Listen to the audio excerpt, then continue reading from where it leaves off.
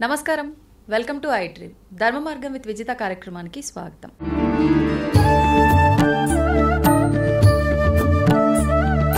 ప్రస్తుత రోజుల్లో మనకి మంచి మంచి మాటలు చెప్పే పెద్దవాళ్ళు చాలా వరకు దూరంగా ఉండటం జరుగుతోంది.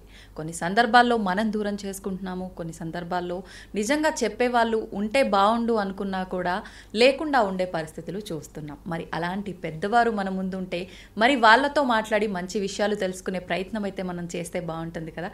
అందుకని చెప్పి ఈరోజు నేను చేస్తున్న ఈ చిన్న ప్రయత్నం, ప్రస్తుతం మనతో పాటు ఉన్నారు 109 బాబా అని మనం ఎంతో ముద్దుగా పిలుచుకునే బాబాజీ. ఇప్పుడు 109 కాదండి, 110 సంవత్సరాల్లోకి వచ్చేశారు. ఆయనే సంత్ సదానందగిరి బాబాజీ. బాబాజీతో మాట్లాడి మరిన్ని మంచి మంచి విషయాలు మరొకసారి అడిగి తెలుసుకునే ప్రయత్నం అయితే చేద్దాం.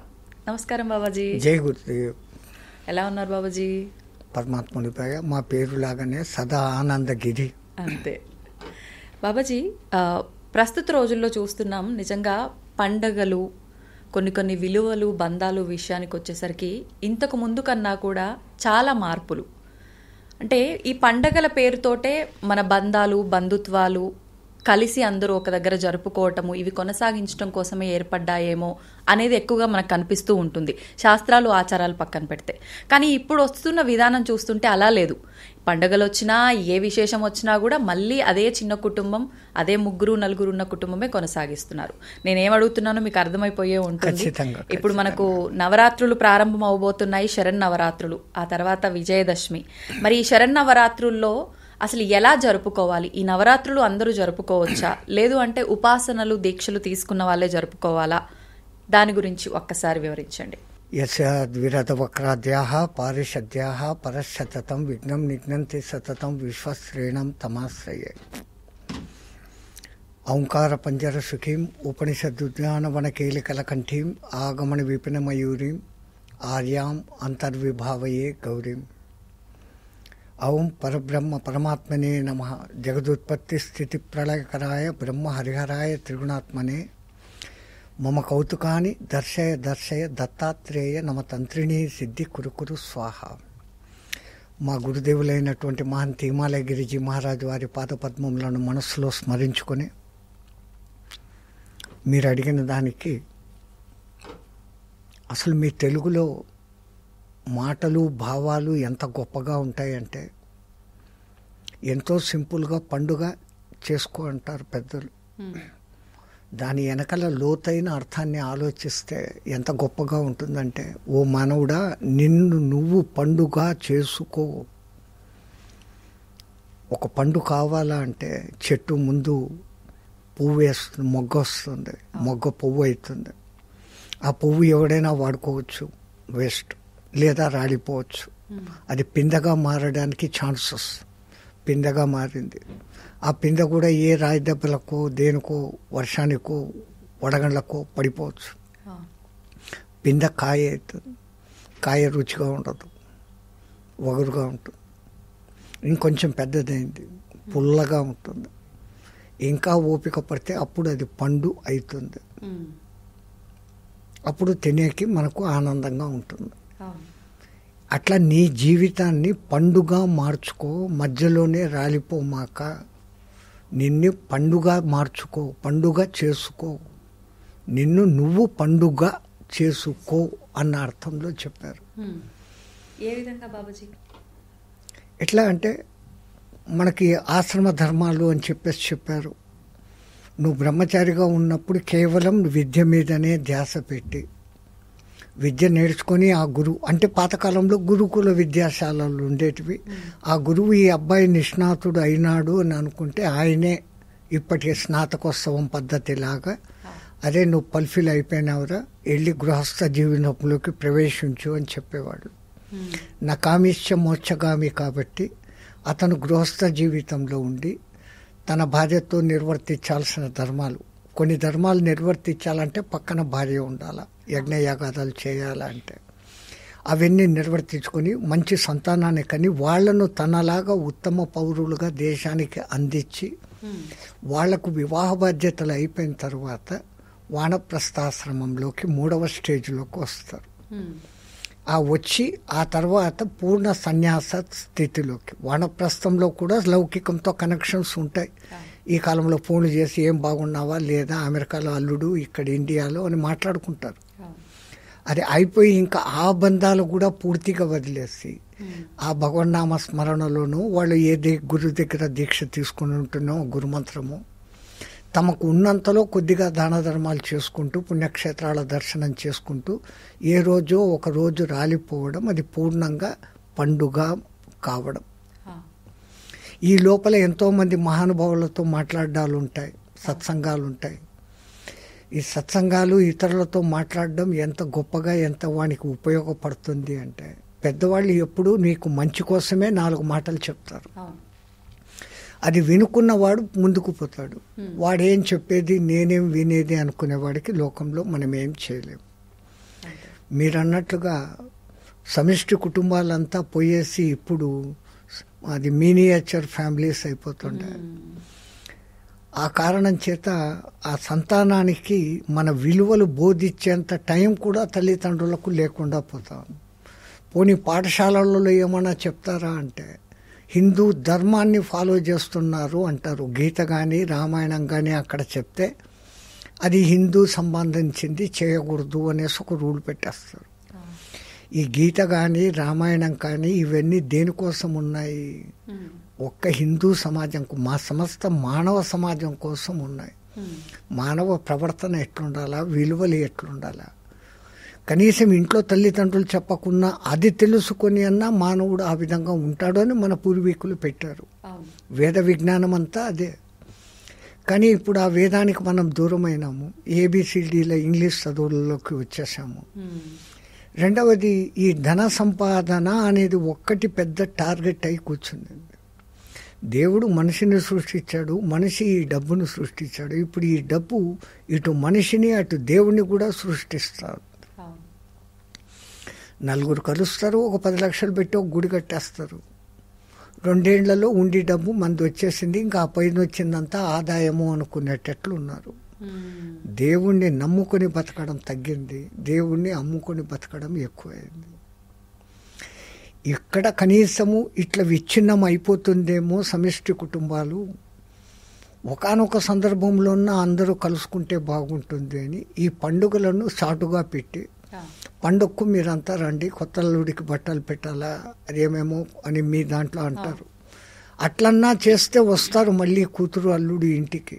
ఎక్కడో ఉన్న కొడుకు, ఎక్కడో ఉన్న కోడలు, ఎక్కడో ఉన్న ఇంకో కొడుకు, ఆ రోజన్నా వచ్చి ఆ ఆనందంతో వాళ్ళ మనవళ్ళు అంతా ఆ రోజన్నా కనీసం 2-3 రోజులు ఇట్లా ఒక్కరోజు పండగలు కొన్ని ఉంటే, ఈ దసరా లాంటివి 10 రోజుల పండగలు. ఇవి బాగా జరగబడుతున్నప్పుడు కలకత్తా లాంటి ప్రాంతాల్లో మొదలైంది కాళీ ఉత్సవాలు. మొదటగా అద్భుతంగా చేసేవాళ్ళు కాశీ, అది కలకత్తా అంటారు. ఆ తర్వాత మైసూరు మహారాజా వారు ఒకసారి అక్కడికి పోయి చూసి, అక్కడదేనా మనం ఎందుకు చేయలేము అనేసి అంతే గొప్పగా మైసూరులో మొదలుపెట్టారు. దసరా ఉత్సవాలు చూడాలంటే ఒకటి కలకత్తా అన్నా పోవాలా, లేదా మైసూరు అన్నా పోవాలా అన్నట్లుగా ప్రసిద్ధమైపోయినాయి. ఇక్కడ కూడా ఏం జరుగుతుంది అంటే, అది కూడా కమర్షియల్, రికార్డ్ డాన్సులు పెట్టేయడాలు, ఆ రోజు ఎగరడాలు, గంతులు వేయడాలే ఉంది. కానీ అసలు దసరా తత్వము ఏమి అనేది జనాలకు తెలియనీయకుండా పోతా ఉంది. దసరా అంటే సరదా అన్నట్టుగా మార్చేశారు ఆ పదాన్ని. దసరా అంటే యాక్చువల్గా దశహర. రాముడు దశకంఠుణ్ణి చంపాడు అని అంటారు. బయటికి రాముడు దశకంఠుణ్ణి చంపాడు. మనలో కూడా 10 దుష్ట గుణాలు ఉన్నాయి, అది ఎప్పుడు ఉంటాయి. అవి పోగొట్టుకునే దానికి దసరా అంటే మనస్సుతో 4 రకాల పాపాలు చేస్తుంటాం. అసలు మీరు ఎప్పుడైనా గంగా స్నానానికి వెళ్తే అక్కడ పండా ఉంటాడు. అది చెప్తాడు, నేను మంత్రం చదివితేనే నీకు పుణ్యము, నువ్వు గంగలో మునిగితే ఏం వాడు డబ్బుల కోసం ప్రయోజనం లేదు అంటాడు. సరే, అయినా ఆవిడ చెప్పే మంత్రం చాలా బాగా చెప్తాడు. నమో గంగాయై విష్ణు పాదోద్భవాయై శివ జటాజూట సంప్రవృద్ధాయై దశహరాయై గంగాయై స్వాహ అని చెప్పి 3 మునకలు వేయరా అంటారు. అంటే మొదటి ఈ 3 మునకలు మనో వాక్ కాయములకు సంబంధించినటివి. మనస్సు ద్వారా 4 రకాల పాపాలు, దశహరాయే అంటే 10 రకాల నా పాపాలు. మొదటి మునక వేసినప్పుడు మనస్సుతో చేస్తున్న పాపాలు, ఈర్ష, ద్వేషం, అసూయ, పగ. ఈ 4 మనస్సుతో. అవి కడిగే తల్లి, దాన్ని హరించు అని.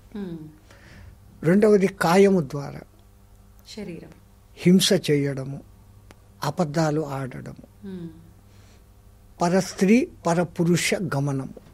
అది స్త్రీ పురుషుడు ఎవరైనా ఆపోజిట్ సెక్స్తో కలవడం, తన వాళ్ళు భార్యాభర్తలు కాని వాళ్ళతో కలవడం, ఇది దేహంతో చేసే పాపం.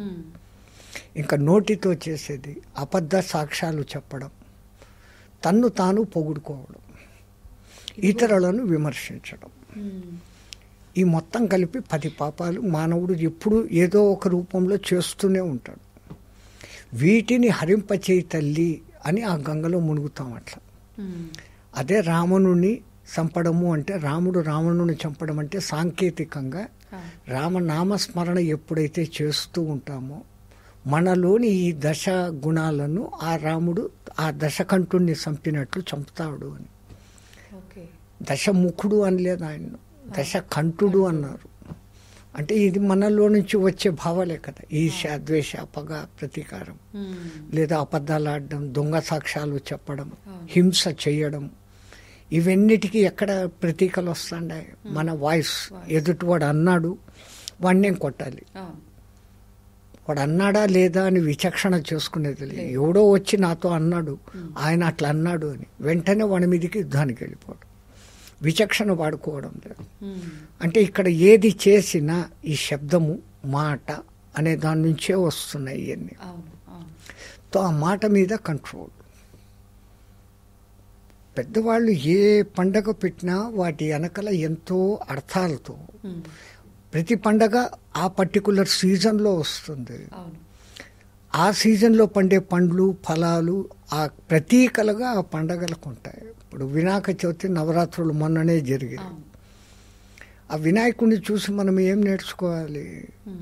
ఏదో గణపతి పాప మోరియా అంటాము, అరిచేస్తాము, తీసుకొని పోయి మోదక ప్రియ అంటాము, పాటలు పాడతాము, ఎత్తి నీళ్ళలో కలిపేస్తాం. అది రంగురంగుల విగ్రహాలు చేసేసి పర్యావరణానికి హాని చేస్తాం. అది కాదు వాళ్ళు పెట్టిన ఉద్దేశం.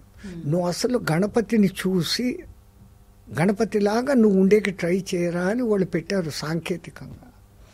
గణపతి ఎలా ఉంటాడు?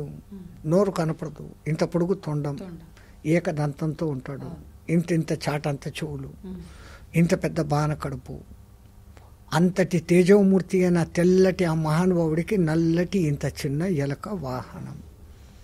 ఏమర్థమైంది మనకు? అంటే ఇతరులు చెప్పింది ఎక్కువ విను, శ్రద్ధగా మాట్లాడకు, మాటలు తక్కువ మాట్లాడు.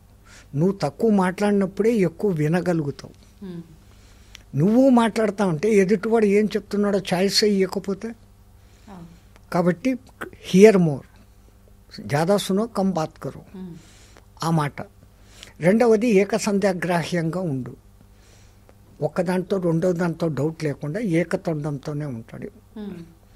అంటే రెండోది థింకింగ్ లేకుండా కాన్సన్ట్రేషన్గా నువ్వు ఏకసంధ్యాగ్రాహ్యగా మారు అనే సూచన. అంటే 2-3 రకాల ఆలోచన ధోరణి లేకుండా ఒకే రకంగా ఒకటి అనుకోగానే రెండవది వస్తుంది మనకు ఆలోచన. ఆ చెప్పేది వినేటప్పుడు సరిగ్గా వింటే రెండో ఆలోచన రాదు, అర్థం అయిపోతుంది విషయం. ఈ అర్థం కానప్పుడు అట్లనా ఇట్లనా అన్న మాట వస్తుంది. ద్వైతం ఉండకూడదు, అద్వైతంగా ఉండాలా అని చెప్పేదానికి ఈ తొండం సూచిక. అట్లాగనే ఇంత పెద్ద బాణ కడుపు. ఒకడొక మాట మనతో అంటాడు ఇంకోని గురించి, వెంటనే ఆడికిపోయి వాడికి చెప్పామంటే వాడికి ఈడికి మధ్య జగడం. సరే వాడు అన్నాడు, ఆడదాకా వాడతా ఆయనకే పోనీలే, నా ద్వారా ఎందుకు, నేను పెట్టుకుంటా, నా కడుపులో పెట్టుకుంటా అనుకుంటే అయిపోయింది. అట్లా భక్తులు చెప్పే విన్నపాలన్నీ తనలోనే పెట్టుకొని కడుపులో దాచుకునేందుకు అంత పెద్ద పొట్ట. నువ్వు కూడా అలా ఉండు. ఇతరులు చెప్పింది బాగా విను, నువ్వు అర్థం చేసుకో. నువ్వు మళ్ళీ ఇతరుల గురించి చెడ్డగా చెప్తే ఇది ఇక్కడ పోయి అంటించుకో, అంతా నీలో పెట్టేసుకో. అందుకే రహస్యం అంటూ ఏదన్నా తెలిస్తే ఆ రహస్యాన్ని నీకై నువ్వు బయట పెట్టద్దు, అది ఏ పొద్దు ఒక దినం అదే బయటపడుతుంది. ఇక్కడ ఒక చిన్న కథ ఉంది. ఎక్కడో ఒక రాజు దగ్గర ఒక మంచి సేవకుడు, రాజుకు ఆయన అంటే బాగానే ఇష్టం. ఆ సేవకుడు రాజు అంటే ధన ప్రాణాలు అర్పించడానికి సిద్ధం. కానీ రాజుగారికి ఒక కూతురు ఉంది. ఆ కూతురు ఎవడో పనికిమాలినోడితో లవ్లో పడింది. వాళ్ళిద్దరూ ఏకాంతంగా ఉండగా ఈ అబ్బాయి చూశాడు. ఒకవేళ అది రహస్యం, అది వెంటనే చెప్పేస్తే ఏమవుతుందో, రహస్యం చెప్పకూడదని నా గురువు నాకు అన్నాడు అనేసి ఆ అబ్బాయి చెప్పకుండా గమ్మున ఉండిపోయాడు. కానీ ఆ అబ్బాయి చూసినాడు అన్న సంగతి ఈ అమ్మాయికి కనిపెట్టేసింది, రాజకూతురు. ఇంకా తన పరువు వీడిపోయి మా నాన్నకు చెప్తాడేమో అని ముందుగానే నాన్న దగ్గరికి పోయి, వాడు పరమ చండాలుడు, నేను తోటలో కూర్చుంటే నా చేయి పెట్టి లాగేదానికి ప్రయత్నం చేశాడు, నువ్వు వాడిని ఎట్లయినా చంపేయాలా అంటే తన రహస్యం బయటపడకూడదు. ఉన్నది ఒకటే కూతురు, కొడుకులు లేరు, ఆయన చంపేదానికి ఇష్టం లేదు. వాడు శక్తిమంతుడు, బలవంతుడు, బుద్ధిమంతుడు. ఇంకా అమ్మాయి మాటను కాదనలేక ఒక కషాయవాడి దగ్గరికి పోయి రహస్యంగా, రాజు రేపు పొద్దున్న నేను పంపించి ఎవరిని ముందు పంపిస్తాను వాడిని తల నరికేయి అనేసి అంటాడు. రాజు చెప్పాడు కదా అని ఆయన ఒప్పుకుంటాడు. రాజు ఆయన ఆమెకు డబ్బులు ఇస్తాడు. ఈయన మరుసటిని ఈ అబ్బాయి పొద్దున్నే రాగానే, ఒరే నేను పలానా చోటికి నిన్ను పంపిస్తున్నాను, అక్కడికి పో, అతను నీకు ఒక వస్తువు ఇస్తాడు, అది తీసుకొని రా అంటాడు. రాజు చెప్పిన అడ్రస్కు ఈయన పోతా ఉంటే దారిలో ఒక సన్యాసి కనపడి, నాయనా నీ మొహ లక్షణం చాలా బాగుంది, 4 మంచి మాటలు నీకు చెప్పాలనుకున్నాను, కూర్చుంటావా అన్నాడు. ఆయనకు పెద్దోళ్ళు చెప్పిండారు, పెద్దలు ఏది చెప్పినా కొంచెం శ్రద్ధగా విను అని. ఒక గంట లేటుగా పోతే ఏమైందిలే అనేసి ఆయన చెప్తున్న మాటలు వింటూ కూర్చున్నాడు. ఈ రాజుగారికి ఆ కషాయవాడి దగ్గర నుంచి కబురు రాలే, ఇంకా వాడు రాలే, నేను చంపలేదు అన్న సంగతి లేదు. తల తీసుకొని వచ్చి తెమ్మని చెప్పాడు, తేలేదు. ఇంకా రాలేదు ఏమని చెప్పేసి ఈ రెండో అబ్బాయిని పంపాడు. అంటే రాణిగాని ఆ అమ్మాయి గారి ప్రేమికుడిని అడిగిపోయాడు, నేను ఫలానా చోట ఒక పని చెప్పాను, అయిందా లేదా కనుక్కొని రా పో అని పంపాడు. ఈయన పోయాడు. ఈడే మొదట లోపలికి వచ్చినాడు అని తలకాయ నరికేశాడు.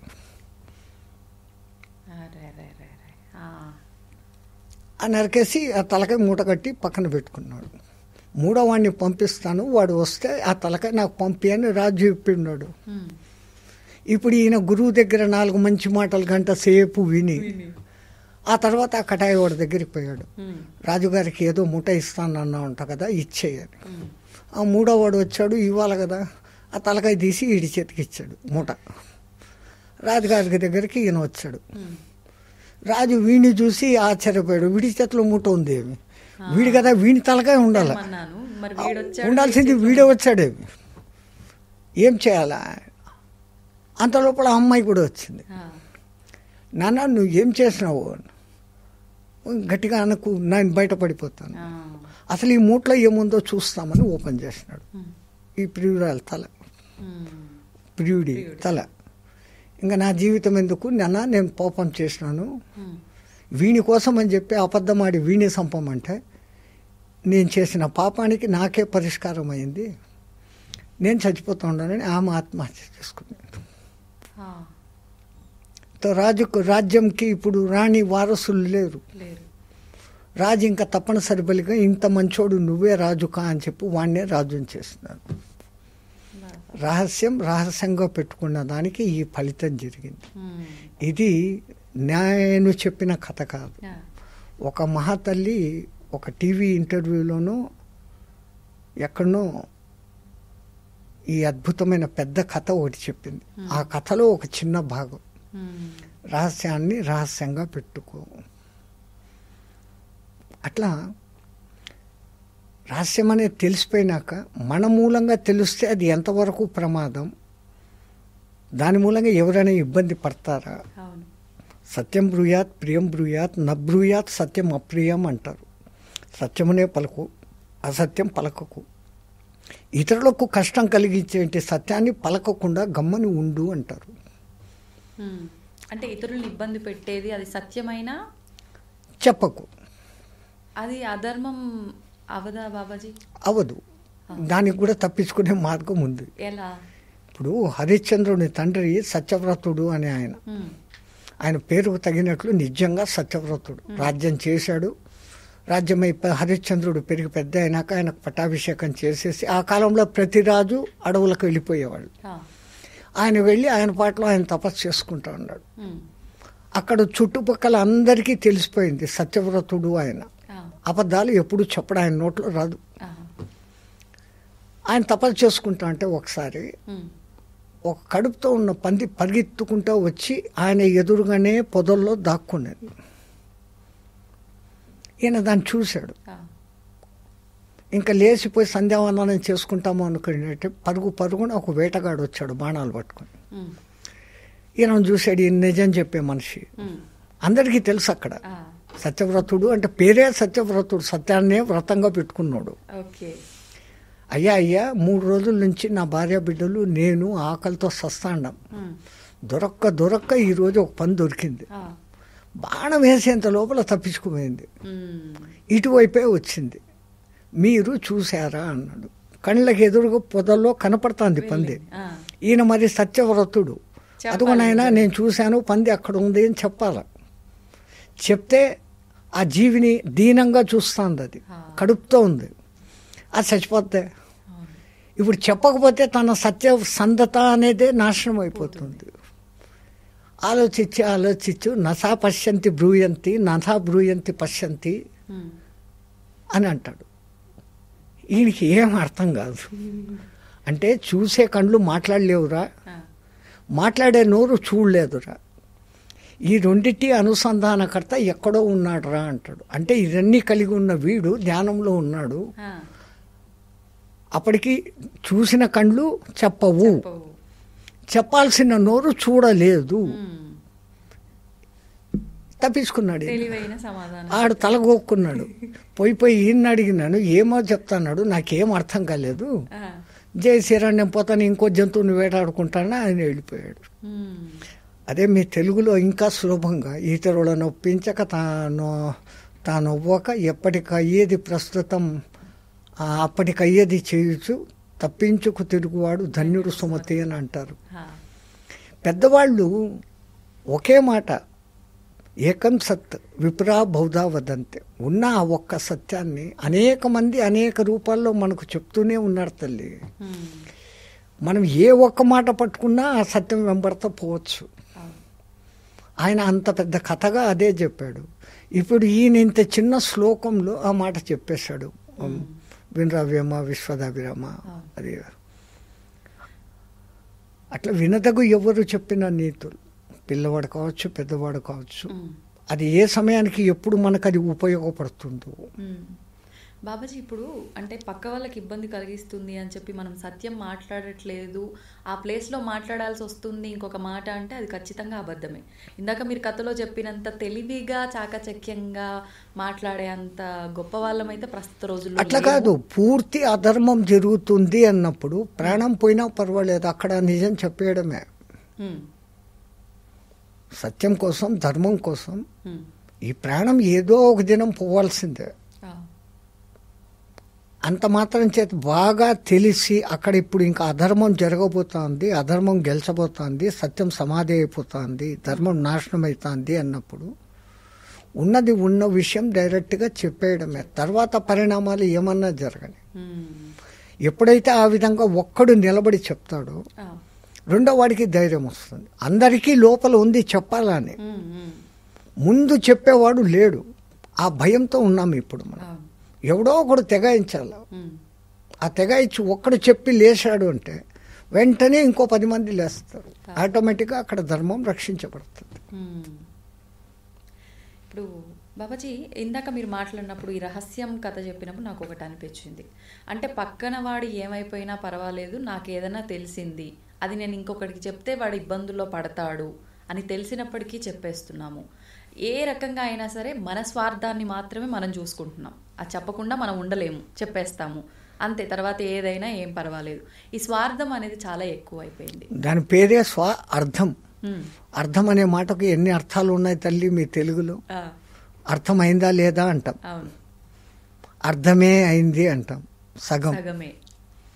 అర్థము అంటే డబ్బు, ఆ, స్వ అర్థం. ఎంతసేపు డబ్బు డబ్బు డబ్బు, ఉమ్, అది ఆఖరికి గబ్బు గబ్బు గబ్బు, ఇంకా పోయి పోయి జబ్బు జబ్బు జబ్బు. అంతే. తో మనిషికి పరమాత్ముడు ఇంత విచక్షణ ఇచ్చాడు. ఈ ఏ పొద్దో ఒక దినం ఏదో ఒక కారణంతో ఎంత నువ్వు భద్రంగా పెట్టుకున్నా ఈ చిలక ఏ రోజో ఒక దినం ఎగిరిపోయేదే. దాన్ని బంగారు పంజరంలో పెట్టినా ఈ చిలక దాని స్వాతంత్రం అది పొంది ఎగిరిపోయేది. ఆ పోయేటప్పుడు ఒక మంచి కాస్తో పోతే పోయింది కదా, ధర్మం కోసం నిలబడి సత్యం కోసం నిలబడి పోతే పోయింది కదా. నన్ను మళ్ళీ తర్వాత అనుకుంటారు అనుకోరో సెకండరీ, నా వరకు నాకు ఒక సాటిస్ఫాక్షన్ ఉంటుంది. వాడు నేను నిజం చెప్తే నన్ను వాడు చంపుతాడు అని తెలుసు. సరే చచ్చేది ఏదో ఒక దినం సాగాల. ఇప్పుడు ఇట్లా చచ్చిపోతే సరిపోయింది. మారీచుడు అదే అంటాడు కదమ్మా రామాయణంలో. రావణాసుడు వచ్చి నా కోసం ఈ సాయం చేయి అంటే, నువ్వు ఎవని గురించి అడుగుతాడావు? రా అనే అక్షరంతో మొదలయ్యే రత్నము రథము అనే మాట పేర్లు వింటేనే నాకు భయం అయిపోతుంది. ఒక్క బాణంతో నన్ను ఇన్ని 1000 కిలోమీటర్లకు తోసి కొట్టేశాడు చంపకుండా. అంత శక్తిమంతుడు వాడితో ఎందుకు పెట్టుకుంటావు నువ్వు అంటే, మరి నువ్వు వాడిని శక్తిమంతుడు అంటాడావు, నా మాట వినకపోతే నేను ఇక్కడనే చంపేస్తాను అంటాడు. ఆయన అంటే నీ చేతిలో సచ్చే బదులు ఆ రామబాణంతో సస్తే మోక్షమణం వస్తుంది, నేను పోతానని చెప్పేసి వస్తాడు. తెలుసు తనకి ఇంకా ఎట్లా చచ్చిపోతానని చెప్పేసి తెలిసి ఇప్పుడు తను మోక్షం పొందాడే కానీ ఇంకోటి కాలే. అది ఉండేది. ధర్మ సూక్ష్మాలు చాలా విచిత్రంగా ఉంటాయమ్మా. పైకి అది అర్థం కాదు, ఇది క్లాసా అనుకుంటాం, కానీ దాన్ని వివరించి లోపలికి తడిచి చూస్తే ఎంతో అద్భుతమైన సత్యాలు ఉంటాయి. ఇట్లాంటివన్నీ ఉన్నాయి కాబట్టి ఆ రామాయణాన్ని నలుగురికి చెప్పండ్రో బాబో అంటాం. కనీసం రామాయణం చదివితే ఇట్లాంటివన్నీ తెలుస్తాయి. ప్రాణం వానికి తెలుసు మారీచుడికి, ఎట్లా నా ప్రాణం ఇప్పుడు పోతుంది, ఈ పోయేది ఈ దుర్మార్గుడి చేతిలో పోయే బదులు ఆడికిపోతాను. అవును. ఇప్పుడు మీరు అన్నారు అంటే జబ్బు ప్రాణము ఇవన్నీ కూడా, అంటే ఈ ప్రాణాన్ని నిలబెట్టుకోవడం కోసం ఉన్నన్నాళ్ళు ఆరోగ్యంగా ఉండడం కోసం రకరకాల విధానాలు ఇప్పుడు పెద్దవాళ్ళు చెప్తూ వస్తున్నారు. అందులో ముఖ్యంగా తీసుకుంటే శ్వాస. మన శ్వాసని మన కంట్రోల్లో ఉంచుకోగలిగితే, ధ్యాస దానిపై పెట్టగలిగితే మన ఆరోగ్యం చక్కగా ఉంటుంది అని చెప్పి ఎంతో మంది చెప్తున్నారు. ఈ మధ్యకాలంలో మనం పుస్తకాల్లో కూడా చూస్తూ ఉన్నాం. ఒక్కటి కాదమ్మా, ఈ శ్వాస అన్న ఒక సబ్జెక్టు పేరుకు 2 అక్షరాలే కానీ ఎంత శక్తివంతమైందంటే, మానవుడు పుట్టినప్పటి నుంచి చనిపోయేంత వరకు ఈ శ్వాస మీదనే బతుకుతున్నాడు. కానీ కేవలం ఇది బతికేందుకు కోసం కాకుండా ఈ జన్మ అయిపోయినాక ఇంకో జన్మ ఉంది అని నమ్మేది మన సనాతన ధర్మం. జన్మలు లేని స్థితి రావాలని కోరుకోవడం కూడా సనాతన ధర్మంలోనే ఉంది. అనేక జన్మలు ఉన్నాయి, ఈ జన్మల పరంపర ఈ జన్మతోనే నేను కడసారి జన్మ చేసుకోవాలా అనుకునేది అందరి సనాతన ధర్మం. ఇంతో అంతో టచ్ ఉన్న ప్రతి ఒక్కడికి ఈ కోరిక ఉంటుంది. దాన్ని చేయాలా అంటే ఏదన్నా ఒక యజ్ఞము, పూజ, ఒక మంచి కార్యము ఏం చేయాలన్నా కానీ ఈ శరీరం అనేది భద్రంగా ఉండాలి. శరీరమాద్యం ఖలు ధర్మ సాధనం అంటారు. ఈ శరీరం నాది బాగుంటే నేను ఏ పూజలైనా చేస్తాను, ఏ సాధనాలైనా, ఏ యోగాసనాలైనా వేయగలుగుతాను. ఈ శరీరం నాకు సహకరించకపోతే నేనేం చేస్తాను? ముందు ఈ శరీరం సహకరించాలంటే దానికి అందాల్సినంత ప్రాణశక్తిని అందింపచేయడం. శ్వాస తీసుకొని వదలడం అంటే కేవలం ఊపిరితిత్తుల దాకా పోతుంది. ఈ సైంటిస్టులు అంటారు చెడు రక్తం అక్కడికి వస్తుంది, తను కార్బన్ డైఆక్సైడ్ని అక్కడ ఎక్స్చేంజ్ చేసుకొని ఆక్సిజన్ తీసుకొని ఇది శరీరంలో ఉండే మిగతా కండరాలకు, నరాలకు అన్నిటినీ అక్కడ మళ్ళీ ఆక్సిజన్, కార్బన్ డైఆక్సైడ్ తాను తీసుకుంటూ ఆక్సిజన్ సప్లై చేస్తూ చేస్తూ ఉంది అనే సైంటిస్టుల రూపకంగా చెప్పుకొని వస్తాను. ఊపిరితిత్తుల వరకే వస్తుంది అని అంటారు. కానీ ఈ ఊపిరితిత్తుల్లో నుంచి శుభ్రపడిన గాలి నఖశిఖ పర్యంతరం తిరుగుతుంది రక్తం రూపంలో. మళ్ళీ ఆ రక్తంలో కూడా ఏముంది? గాలి ఉంది. రక్త కణము అంటే ఆ కణంలో హిమోగ్లోబిన్ ఉంది, మైటోకాండ్రియా ఉంది, న్యూక్లియస్ ఉంది, న్యూక్లియోలస్ ఉంది, ఇన్ని పదార్థాలు ఉన్నాయి. ఆ మైటోకాండ్రియా అనే చోట మీకు ఆక్సిజన్ ఛాంబర్ ఉంటుంది. అంటే ఈ శరీరంలోకి మొత్తం అంతా పోతుంది. ఒక్కసారి తీసుకున్న ఈ గాలి దశ ప్రాణాలుగా మారుతుంది. ప్రాణ, అపాన, వ్యాన, ఉదాన, సమానాలు అనే ప్రధాన వాయువులు 5, నాగ, కూర్మ, కృకుర, దేవదత్త, ధనుంజయాలు అనే ఉపవాయువులు 5. ఈ ఉపవాయువులు మన కనురెప్పల ఆర్పేకి, ఎక్కుళ్లకు, తేన్పులకు, వీటికి అది ప్రచోదయం అవుతుంది. ఆడవాళ్లలో బిడ్డను బయటికి తోసేందుకు, పురుషులలో ఎజాక్యులేషన్ జరిగేందుకు ధనుంజయ వాయువు కంఠంలో ఒకటి మట్టుకు అది మిగిలిపోయి ఉంటుంది. మిగతా 4 వాయువులు పనిచేస్తూ ఉంటాయి. డెప్యుటేషన్. ప్రాణం అనేది ముఖంలో ఉంది. ఎందుకుంది? ఇక్కడ కళ్ళతో చూడడం, చెవులతో వినడం అనే అతి ప్రధానమైనటువంటి జ్ఞానేంద్రియాలకు సంబంధించిన అన్నీ ఇక్కడే ఉన్నాయి.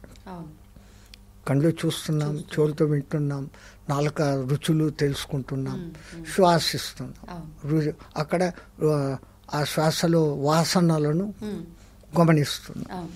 శబ్దాల్లో మంచివా చెడ్డవా, దృశ్యాలలో మంచివా చెడ్డవా. ఇంత తెలిసే మన పూర్వీకులు ఎప్పుడూ ఒక శాంతి శ్లోకంలో భద్రం శృణుయామహదేవ భద్రం పశ్యేమాక్షర బిజయజత్ర, నా చెవులు ఎప్పుడూ మంచినే వినుగాక, మా కండ్లు ఎప్పుడూ మంచినే, మా నా అనే స్వార్థత లేదు. సనాతన ధర్మంలో నా అనే మాట లేదు. మా కండ్లు ఎప్పుడూ మంచినే చూడుగాక, మా చెవులు ఎప్పుడూ మంచినే వినుగాక, నా శరీరము ఆరోగ్యవంతంగా ఉండి దేవతలకు హితమైన పనులను నేను చేసేదను గాక. స్వస్తిన ఇంద్రో వృధశ్రవ స్వస్తిన పూషా విశ్వవేద స్వస్తిన స్థాజో అరిష్టనేమి. ఓం శాంతి శాంతి శాంతి. ఆది భౌతిక, ఆది దైవిక, ఆధ్యాత్మిక మూడింటికి శాంతి కలుగుగాక అన్నటువంటి అర్థంలో ఆ శాంతి మంత్రాలు పెట్టినారు మన వాళ్ళు. తో అంతటికి కారణభూతమైనటువంటి ఈ శ్వాసను మనము గుండెల వరకే అని కాకుండా మన పూర్వజ్ఞానులు అసలు ఇవి మన 6 గ్రహాలకు లింకుతో ఉన్నటువంటి 6 చక్రాలు మనలోనే ఉన్నాయి. శనిగ్రహం మూలాధారం దగ్గర, శుక్రుడు ఆజ్ఞా చక్రం దగ్గర, ఇట్లా గ్రహాలకు చెప్తారు లింకులు. ఇవి ఇంటర్నల్ ఆర్గాన్స్ను తమ కంట్రోల్లో పెట్టుకొని ఉంటాయి. నిజమైనటువంటి విశ్వశక్తి బ్రహ్మరంధ్రం నుంచి మనకు వస్తూ ఉంది. ఆ విశ్వశక్తి పీల్చుకుంటున్న ఈ గాలిని మనం అనుసంధానం చేయగలిగితే, అంటే తీసుకున్న గాలిని మూలాధారం దాకా పంపి ఆ నుంచి మళ్ళీ సహస్రారం వరకు పంపి అప్పుడు రిటర్న్ పంపడం. దీనిలో గమనించాల్సింది ఏంటి అంటే దహన క్రియ. ఎట్లయితే యజ్ఞం చేస్తున్నామో ఆ యజ్ఞం చేసేటప్పుడు సమిధలు వేస్తున్నాం, దహనం అవుతుంది. ఇప్పుడు ఈ పీల్చుకున్న గాలి కణం లోపలికి పోయినప్పుడు అక్కడ ఆ కణంలో ఉన్నటువంటి గ్లూకోజ్ను బర్న్ చేస్తాను. అది శక్తిగాను నీళ్లుగాను మారుతాను. కార్బన్ డైఆక్సైడ్ అని 3 విధాలుగా ఈ అక్కడ దహన క్రియ జరుగుతుంది ప్రతి కణంలో. ఆ జరగబట్టే మన బాడీ టెంపరేచరు 98.4లో స్థిరంగా ఉంటుంది. దీన్ని స్థిరపరిచేదానికి కూడా మన బాడీలో ఉన్న ఈ ఉచ్ఛ్వాస నిశ్వాసాలలో చంద్ర సూర్య నాడులు, ఒకటేమో శీతలం, ఒకటేమో ఉష్ణం. ఈ 2 సమతులితోష్ణ స్థితిలో ఉన్నప్పుడే మనిషి 98.4 డిగ్రీస్లో ఉంటాడు ఆరోగ్యం. తో టెంపరేచర్ బడగయా జై శ్రీరామ్, టెంపరేచర్ తగ్గింది జై శ్రీరామ్. తో ఈ రెండిటిని వేటిని ఎట్లా వాడుకుంటే బాగుంటుంది, ఈ లోపల ఈ అంగాలను మేనేజ్ చేసేది ఇంకేదో కనపడనిది ఉంది అని మన వాళ్ళు గమనించి మూలాధార స్వాదిష్టాన చక్రాలు అనే చక్రాలను కనిపెట్టినారు, నాడులను కనిపెట్టినారు. ఇంకా అప్పటి నుంచి ఈ శ్వాసను అక్కడికి పంపడం అనే విధానం ఎట్లా, మనకేమో సైన్స్ చెప్పేది మనం పీల్చుకుంటే ఈడి వరకే వస్తాను, కానీ సాధన చేసినప్పుడు ఈ వాయువును మూలాధారానికి పంపగలం. మూలాధారం దగ్గర నుంచే మనకు ఇడా పింగళ నాడులు చాలు అవుతాయి. అది మళ్ళీ ఇక్కడికి స్వాధిష్టానానికి వచ్చినప్పుడు ఒక లింక్ అవుతుంది. మళ్ళీ అక్కడి నుంచి పైకి వచ్చి మణిపురానికి వచ్చేటప్పటికి ఒక లింక్ అవుతుంది. హెలికల్ స్ప్రింగ్ అనే ఒక నాగబంధం లాగా ఉంటుంది లోపల. దీన్ని గుర్తించే ఆ జీన్స్ కూడా నాగబంధం లాగా ఉంటుంది. కాబట్టి ఈ ఇడా పింగళలు నాగబంధంగా ఉంటుంది. కాబట్టి మన పూర్వీకులు ఎక్కడైనా గుళ్ళో పోయి నాగప్రతిష్ఠ చేయి, పూజలు చేయి అంటారు. సో నువ్వు దాన్ని చూస్తున్నావు అంటే నీ లోపలి జీన్స్ను, నీ లోపలి ఈ ఇడా పింగళ నాడుల నడవడికను నువ్వు చూస్తున్నావు అని. ఆ నాలెడ్జ్ వాళ్ళు అది ఎట్టెట్లా కనిపెట్టినారో అమ్మా. ఇప్పుడు మిషన్లు ఉండి వీళ్ళు కనిపెట్టలేకపోతున్నారు, కానీ వీళ్ళకి తెలియదు లేదు అంటున్నారు. ఒకప్పుడు దేవతల చిత్రాల వెనకల ఒక పెయింటర్స్, చిత్రకారులు రంగులు వేస్తే వాళ్ళ ఎదురుగా వెనకల తేజో విలయం ఉంది అని మనం ప్రార్థనలు, పూజలు, మంత్రాలు, మనిషి వెనకాల లైట్ ఏముంటుంది, లైట్ పెడితే ఉంటుంది అనేసి మనల్ని ఎగతాళి చేశారు. వాడు క్లియర్టీనో ఎవడో రష్యన్ శాస్త్రవేత్త ఆ క్రెమ్లిన్ అని ఒక కెమెరాతో ఫోటో తీసి ఆరాను ఫోటో తీశాడు, బ్లాక్ అండ్ వైట్తో. ఆ జర్మన్ శాస్త్రవేత్తలు దాన్ని బాగా డెవలప్మెంట్ చేసి కలర్ ఫోటోగ్రఫీ తీసినారు. ఇప్పుడు అది ఆరా ఫోటోగ్రఫీ అనేది ఒక పెద్ద సబ్జెక్టు. 6 నెలల తర్వాత మానవుడిలో ఏ జబ్బు రాబోతా ఉందో మీ ఆరా ఫోటోను చూసి చెప్పగలరు. ఆరా సైన్స్ ప్రతి మానవుడికి ఈ ఆరా 5 దశలలో ఉంటుంది అనే దానికే అన్నమయ కోశ, ప్రాణమయ కోశ, మనోమయ కోశ, విజ్ఞానమయ కోశ, ఆనందమయ కోశము అన్నారు. తో మీ చుట్టూ 1.5 అంగుళం దూరం వరకు ప్రాణమయ కోశము, అన్నమయ కోశము, ఇట్లా కోశాలుగా చాలా లిమిటెడ్గా ఉంటుంది సాధారణ మానవులకు. సాధనలు చేసి శుద్ధి, బాహ్య శారీరక శుద్ధి, అంతర్చక్రాల నాడుల శుద్ధి చేసిన మహానుభావులకు ఆ తేజస్సు ఎక్కువగా ఉంటుంది. అంతా విశ్వానికి మంచి చేయాలని కోరుకుంటున్నటువంటి విశ్వపురుషులు, కారణ జన్ములకు అది కిలోమీటర్ల దూరం వరకు కూడా ఉండే ఛాన్స్ ఉంది. ఈ ఆరా టెక్నాలజీ గురించి నా అదృష్టం కొద్దీ ఎప్పుడో మహారాష్ట్రలో తిరుగుతున్నప్పుడు డాక్టర్ అనూప్జీ అనేసి ఒక మహానుభావుడు ఉన్నాడు. ఆయన డెంటల్ డాక్టర్. ఆయనకేదో జబ్బు చేస్తే డాక్టరు ఏమేమో వైద్యాలు చేయించుకున్నాడు, తగ్గలేదు. ఎవరో వండుకొని దత్తోపాసన చేస్తే బాగుంటుంది అని అంటే దత్తోపాసన చేయను మొదలుపెట్టాడు. చేస్తూ ఒక దత్త గురువు దగ్గరికి రాను పోను మొదలుపెట్టాడు. అక్కడికి పోయినప్పుడు ఆ ఆశ్రమాన్ని విజిట్ చేసేదానికి ఒక ఆయన వచ్చాడు. ఈ గురువుగారు ఇంత శక్తిమంతులు, మీరు అనుమతిస్తే మీ ఆరా ఫోటో తీస్తాను, ఇక్కడ ఎంత ఆరా ఉందో అని. అట్లా ఈయనకు ఆరా గురించి అప్పుడు తెలిసింది. తెలిసినాక దీని లోతుపాతులు ఏంటి, ఈయనకు పళ్ళు నొప్పి ఇట్లుంది, ఇంకో ఇన్ని రోజులకు తగ్గుతుంది అని ఆ ఫోటో తీసి చెప్పాడు ఆయన. నీకు రావడమే 3 ఏళ్ల కింద వచ్చింది, నువ్వు పట్టించుకోలేదు, ఈ పొద్దు ఇంత విపరీతం అయిపోయింది, ఇన్ని నెలలకి ఇది తగ్గపోతుంది అన్నాడు. నాకు వచ్చిన సంగతి తెలుసు, ముందు కొంచెం ఉన్న సంగతి తెలుసు. ఈయన ఎట్లా చెప్పగలిగాడు రంగుల ఫోటో చూసి అని దాని మీద ఇంట్రెస్ట్ కలిగింది. ఆయన కూడా సైంటిస్టే కాబట్టి, డాక్టర్ కాబట్టి కంప్యూటర్లలో దాన్ని సమాచారం అంతా కనుక్కొని అసలు ఆ కెమెరాలు ఎక్కడ దొరుకుతాయి, దాన్ని డెవలప్ చేసే సాఫ్ట్వేర్, హార్డ్వేర్ ఏమేమో ఉంటాయి. అది స్నేహితుల సహకారంతో అట్లా ఇట్లా చేసి కొని దాన్ని స్టడీ చేసి తాను బాగు చేసుకున్నాడు ముందు. ఇప్పుడు అది ఆ ఫోటోలు తీసి దాని మూలంగా అందరికీ సజెషన్లు ఇస్తాడు. ఆయన మళ్ళీ తమాషా ఈ ఇంగ్లీష్ మంత్రులు సజెషన్ చేయడు, ఆసనాలు వేయి, ప్రాణాయామాలు చేయి. ఈ ప్రాణాయామము అనే ఈ వాయువు ఎక్కడ ఇప్పుడు నీకు నాకు మధ్య అదే ఉంది తల్లి. ఈ మాటకే మన పూర్వీకులు ఎంత జ్ఞానము, అంతశ్చ నారాయణ, బహిశ్చ నారాయణ, అంతర్బహిశ్చ మధ్యశ్చ నారాయణ, ఊర్ధశ్చ నారాయణ, అధశ్చ నారాయణ. ఇంకా లేనిది ఎక్కడ? గాలి. పరబ్రహ్మం అని చెప్పేదానికి ఉదాహరణ అదే. అది ఉంది, కానీ ఉందా లేదా కళ్ళకు కనపడదు. ఉంది, అది మనలోకి వచ్చిపోతూ ఉంటేనే మనం వింటున్నాం. అది రావడము రాకుండా పోయిందా జేసీరాం, వచ్చి లోపలే ఉండిపోయిందా జేసీరాం. ఎందుకంటే టోటల్ కార్బన్ డైఆక్సైడ్ అయిపోతుంది, అది కూడా ఉండలేం మనిషి. రెండు పక్కల అదే. దాని గురించిన నాలెడ్జ్ గురించి అసలు దీన్ని ఎట్లెట్లా శ్వాసిస్తే ఏమేం జరుగుతుందని ఒక్కొక్క ద్రష్ట మహర్షి తన జీవితం అంతా ప్రయత్నం చేసి అదిగో ఇట్లా తీసుకొని ఇట్లా వదిలితే ఈ క్రియ. దీంట్లో 1:4:2 అనేది సహజమైన నిష్పత్తి కుండలిని యోగంలో కుంభకం చేసే ఒక క్రియా విధానం. అంటే 1 అనే సంఖ్య కౌంట్ చేసేంత వరకు, లేదా ఔం అని నువ్వు అనుకున్నప్పుడు ప్రశాంతంగా నిదానంగా, అంటే ఇదంతా కలిపి 1 సెకండ్. 1 సెకండ్ నువ్వు తీసుకుంటే 4 సెకండ్ల వరకు కుంభించి 2 సెకండ్లు వదిలేంత లోపల వదిలేయి అనేది 1:4:2 అనే ఒక నిష్పత్తి. అంటే ఇప్పుడు 10 కౌంట్ చేస్తూ గాలి తీసుకున్నావు, అప్పుడు 40 కౌంటింగ్ చేసేటప్పుడు దాన్ని కుంభించాలా, 20 కౌంటింగ్లు చెప్పేంత లోపల దాన్ని వదిలేయాలి. Fast recharging. ఈ తావు విధానం అని ఒకటి ఉంది.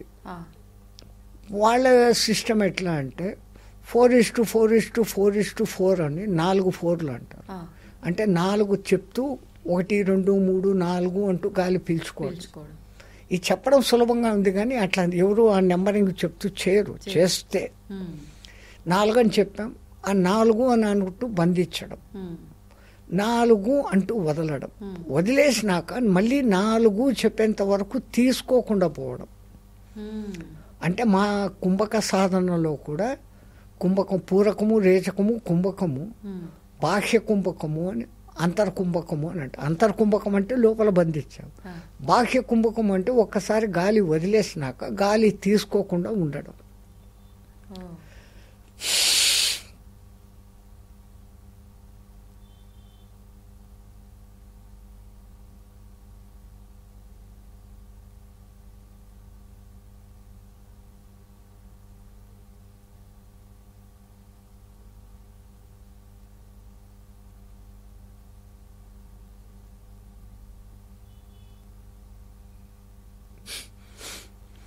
ట్రై చేయకండి కొంపదీసి గాలి లేకుండా ఉండడం అంటే. మీరు ఎంతకాలం సాధన ఏండ్ల పర్యంతరంగా 1936లో 37లో మొదలుపెట్టాం. క్రమంగా చేసుకుంటూ 1945లో మా గురువు గారు నా ముఖ లక్షణాలు చూసి వీడు సూటబుల్ అని అనుకున్నప్పుడు అప్పుడు దీక్ష ఇచ్చారు. ఏదో కుండలిని సాధన, ఆ సాధన, ఈ సాధన 3 రోజుల్లో అవుతుంది, 4 రోజుల్లో ఉత్తమాట ఏండ్లు పడుతుంది. గురువు మిమ్మల్ని చూసి అంటే ఎంచుకున్నారు చేయగలరు. మరి ఒక దిక్కు వేద పఠనము, ఇంటి గురుసేవ ఇవన్నీ చూస్తూ ఈ కుండలిని సాధనకు 7-8 గంటల లెక్కన రోజు పెడుతూ ఉంటే 7 ఏళ్లకు ఆ కుండలిని చలనం అనేది కదిలింది. 7 సంవత్సరాలకి మామూలుగా కాదు, 7-7.5 కూడా అయ్యుండొచ్చు. కానీ ఈ ఆత్రపు జనాలు అంటే వాళ్ళని ఆత్రపు జనాలు అంటే కోపగించుకుంటారు, బాధపడతారు. అదే ఈ పొద్దు ఇతనం నాటేయాలా, రేపు పొద్దునే మామిడి పండు తినేయాలా అంటారు. అది ఎట్లయితుంది? దేనికైనా ఒక ప్రాసెస్ ఉంటుంది. Slow and steady win the race. If you jump you may fall, chances తక్కువ. కొంతమంది అంటున్నారు మేము షార్ట్ కట్స్ చెప్తామని. Short cuts will cut short your life. Short cuts ఎంత బాగుంటాయంటే కార్పెట్ పరిచి పూలు చల్లుతూ ఆహ్వానించినట్లు ఉంటాయి. ఆ తర్వాత లోయే, పతనమే. మంచి మార్గం కఠినంగా ఉంటుంది, దారే ఉండదు, రాళ్ళు రప్పలు కంపలు ఉంటాయి. కష్టపడిపోయినామా ఆ తర్వాత రాజమార్గం. ఇంకా ఎటువంటి సాధనలు చేశారు బాబాజీ మీరు కుండలి వీటితో పాటు? మేము నేర్చుకున్నది ఒక్క కుండలినే నేర్చుకొని నాదే గొప్పది అని చెప్పకుండా అదే చెప్పినప్పుడే మనిషి పతనం అవుతాడు. నాదే సబ్జెక్ట్ గ్రేట్, నా కుండలిని అంటే. మరి వాళ్ళలో ఏముందో చూస్తాం. హఠయోగం ట్రై చేసాం, క్రియాయోగము ఖేచరీ ముద్ర, అది ఒక మహారాజ్ దగ్గర చేసిన. ఇప్పుడు నేను చెప్పిన ఈ టావో విధానం, ఆ తర్వాత ఎక్సెల్సియర్ అని చెప్పేసి ఈ టిబెటియన్స్ చేస్తారు. ఇవన్నీ కూడా శ్వాసకు సంబంధించినటివే, కాకపోతే ఈ రేషియోస్ రిథిమ్స్ మారుతాయి. 4:7:8 అంటాడు ఒకడు, 4 కౌంటింగ్ చెప్పి 7 కౌంటింగ్ వరకు బంధించి 8 కౌంటింగ్ చెప్పేంత వరకు వదులు అని. ఈడు మళ్ళీ బాహ్య కుంభకం చెప్పడంలే ఒక దీంట్లో. అదే చేసి సాధించిన వాళ్ళు ఉన్నారు కాబట్టి వాళ్ళకి అది గ్రేట్. ఆయన శిష్యులు అదే చేసుకొని పోతారు. వాళ్ళు ఏమంటారు, ఇదే ఒకే మెథడ్, ఇంకోటి కాదు అంటారు. ఇంకొక ఆయన చెప్తాడు, ఇప్పుడు నేను చెప్పిన దాంట్లో 3-4 విధానాలు వచ్చినాయి. హఠయోగ క్రియ వేరే, క్రియాయోగ క్రియ ఇంకా అసలు వేరే. వాళ్ళు అసలు బయటి ప్రాణంతో సంబంధమే లేదు. నువ్వు గనక సాధన చేసినావంటే లోపలే గాలి పీల్చుకుంటావు, బయటి గాలితో నీకు అవసరమే లేదు, నీ లోపలనే గాలి ఉంది, పంచ ప్రాణాలు నీలో ఉంది కదా అంటారు. అంటే ఈ పంచ ప్రాణాలను నడిపే ఒక శక్తి. ఇప్పుడు రైలు ఇంజన్ నడుస్తుంది పాతకాలంది అంటే దాంట్లో బొగ్గులు అనేది వేయాలి. అది మంట మండి ఆ చుట్టూ ఉన్న స్టీమ్ పైపులు మండి వేడెక్కి ఆ స్టీమ్ ఆడపోయి ఆ పిస్టన్స్లోకి పోయినాక అది మూమెంట్ వస్తుంది, నీకు నడుస్తుంది.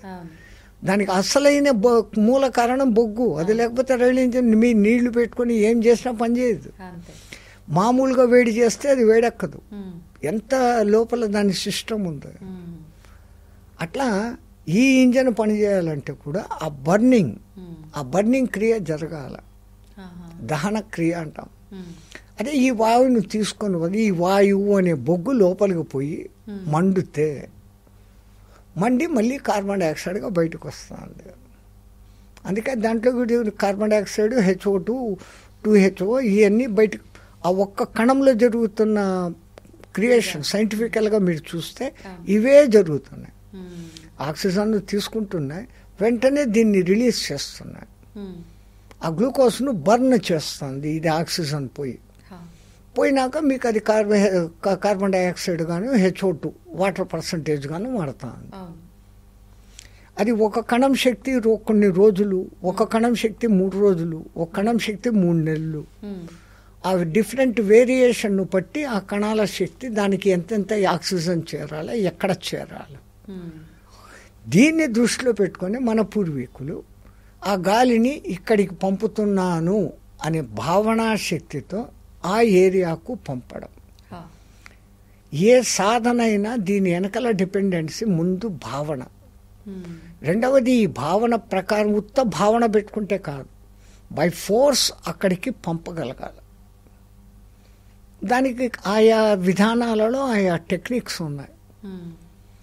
అది ఏదో ఒక దినం వాడు చెప్పేశాడు అని పక్కకు వచ్చి చేయను మొదలు పెడితే డేంజర్ అయిపోతుంది. గురు సమూహంలోనే కనీసం అంటే 41 days ఆ సిస్టము రిథిము కనుక్కున్నప్పుడు అప్పుడు పక్కన పోయి ఎక్కువ ప్రాక్టీస్ చేసుకోవచ్చు. మళ్ళీ దాంట్లో నిష్ణాతత వచ్చేదానికి ఏళ్ళు పడుతుంది. 2 days 3 daysలో ఏ బెనిఫిట్ ఎక్కడా కనపడదు. మనమంతా ఏంటి 2 రోజులు చేసేస్తాం, ఇట్ట పట్టాం, వాడేమో అట్ట అన్నాడు, నేను ఇట్ట పట్టాను, కాలేదే 2 రోజులకే ఏమవుతుంది. నువ్వు నెలలుగా ఇంత బురద పూసుకొని ఉండవు. అట్లా నీళ్లు పోసి కడిగేసుకోవాలా నేను అంటే అవుతుందా? షవర్లో 3 రోజులు కూర్చుంటే తప్ప నీ మురికి పోనంత ఉంది.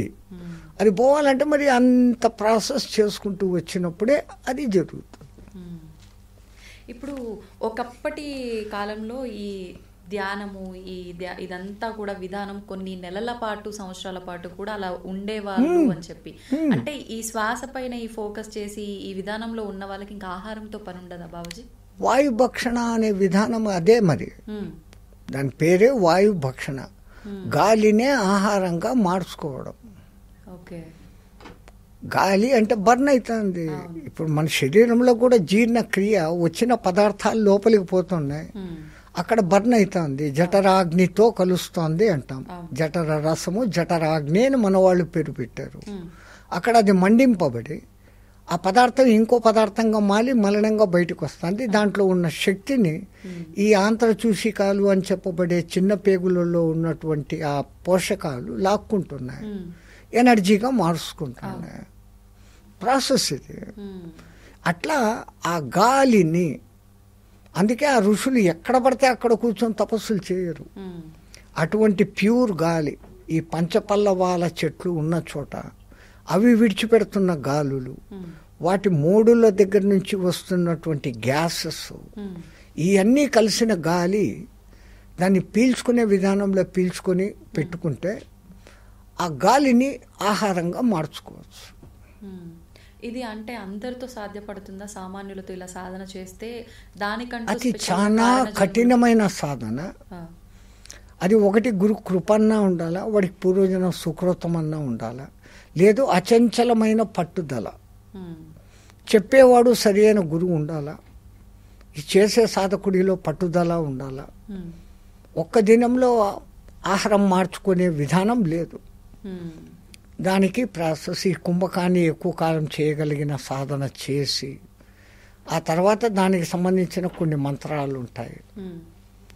ఆ గాలికి సంబంధించినటువంటి తర్వాత మన యజ్ఞంలో హవనం చేసేటప్పుడు, హవిస్సులు వేసేటప్పుడు చదివే కొన్ని మంత్రాలు, ఆ మంత్రాల రిథమాటిక్తో చదివినప్పుడు ఈ షట్చక్రాలలో ఉన్న దళాలు వైబ్రేట్ అవుతాయి. ఒక్కొక్క దళంలో ఒక్కొక్క అక్షరం, 50 అక్షరాలు మనకున్నాయంటే మనకి 50 దళాలు ఉన్నాయి. మూలాధారంలో 4, 6, 10, 12, 16, 2 అన్నీ కలిపితే 50 అవుతాయి. 50 మనకు అక్షరాలు. ఈ మంత్రాలు అని చదివినప్పుడు ఆయా పెటల్స్ కదులుతాయి. ఇప్పుడు పియానో కానీ హార్మోనీ కానీ ఒక రిథమాటిక్లో పడిగినప్పుడు మీకు సుస్వరమైన సంగీతం వినపడుతుంది. అందుకే ఆ మంత్రాలు ఆ ఇదిలో ఉంటాయి. అప్పుడు ఆ విధంగా చదివినప్పుడు ఆ వైబ్రేషన్స్ అనేది వస్తాయి. ఆ వైబ్రేషన్స్ కళ్ళకు కనపడవు, అవి స్ప్రెడ్ అయ్యి ముందుకు పోతాయి. అవి ఎక్కడికి టచ్ కావాలనో అక్కడ టచ్ అవుతాయి. వీళ్ళు నా జీర్ణాశయంలో ఇప్పుడు నేను పీల్చుకున్న గాలి నాకు అవసరమైనంత ఆహారంగా అగుగాక అనే ఒక సంకల్పం, అదే థాట్. ఏది కూడా భావన ముందు ముఖ్యం. అందుకే అమ్మవారి పేరు భావనాగమ్య. బయట ఎక్కడా వెతికితే లేదురానైనా నీ లోపలనే ఉంది. బాహ్యముఖ సుదుర్లభ అంతర్ముఖ సమారాధ్య అనేది ఇందుకు. ఈ వెనకల కారణాలు ఇవి.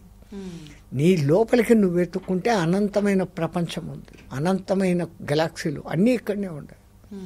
నువ్వు చూడగలిగిన దృష్టితో చూస్తే లోపలికి పోయే కొద్ది ఏ విధానంలో ఏ సాధన ఎట్లా చేస్తే అది అట్లా నీకు ఫలితం ఇస్తుంది. ఉండాల్సిందే నీకు అక్కడ టోటల్ ట్రస్ట్. గాలి పీల్చుకుంటే ఆహారం అవుతుందా అనే డౌట్గా చేస్తే ఏమి లేదు. సంశయాత్మ వినశ్యతి అని భగవానుడు కృష్ణ భగవానుడు భగవద్గీతలో చెప్పేసినాడు. అనుమానం పెనుభూతం. అవుతుందా కాదా, ఏమో అయిపోయింది. ఈ డౌట్, అనుమానం అనేది లోపల దూరితే దానంత భయంకరమైంది ఇంకోటి లేదు. ఎక్కడో ఒక చోట ఒక పెద్ద కోటీశ్వరుని కొడుకున్నాడంట. ఆడొక దినం నిలువుట అద్దం, వాళ్ళ ఇంట్లో పెద్ద పెద్ద అద్దాలు, ఆ నిలబడి షోక్గా డ్రెస్ వేసుకున్నాడు. ఇట్లా చూసుకుంటున్నాడు, అట్లా చూసుకుంటున్నాడు, రుద్దుకుంటున్నాడు. నీళ్లు దప్పికైంది. సర్వెంట్ని కేకేశాడు, నీళ్లు తెచ్చాడు. ఆ నీళ్లు కూడా స్టైల్గా అద్దంలో ఇట్లా ఎత్తి తాగితే ఎట్లుంటుంది చూసుకుంటా అని ఇట్లా అద్దంలో చూసుకుంటా తాగుతున్నాడు. వీడికి వెనకల గోడ మీద ఒక బల్లి ఉంది. ఆ బల్లి జారింది. వీనికి అద్దంలో ఎట్లా కనపడుతోంది, ఆ బల్లి తన నోట్లో పడింది అనుకున్నాడు తాగుతున్నప్పుడు. అక్కడ వెనకల బల్లి పడింది, అది పరిగెత్తిపోయింది. తో ఇసుకోకేసాలేదు. వీడికేం కనపడుతుంది, అద్దంలో ఇట్లా తాగుతున్నాడు. ఆడ అది పడింది, ఈడి ఇట్లా ఈ నీటి ధారతో పట్టి తన నోట్లో పడింది అనుకున్నాడు. 10 రోజులు అయిపోయింది, డౌన్ అయిపోతాడు మనిషి. ఉంది లోపలికి వెళ్ళిపోయింది, బల్లిపోయింది. బల్లి ఎక్కడో కూరలో పడితేనే విషాహారము, చచ్చిపోయినారు ఇంతమంది అంతమంది అంటారు.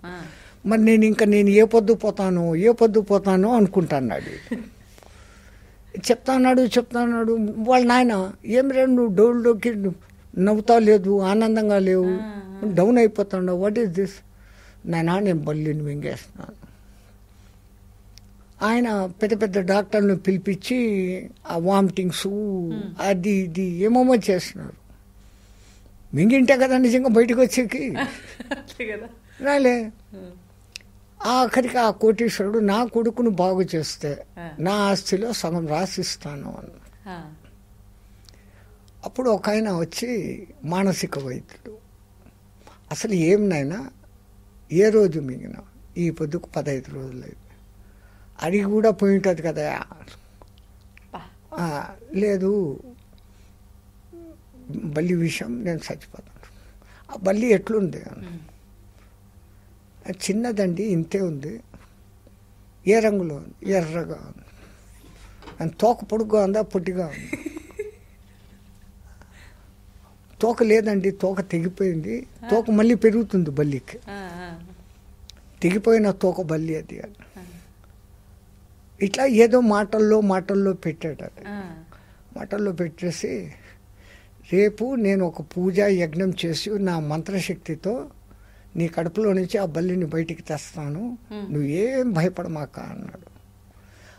అబ్బా అనుకున్నాడు. వీడొక్కడే నమ్మాడు నేను బల్లిని మింగినానంటే. ఎవడు చెప్పినా నమ్మడం లేదు.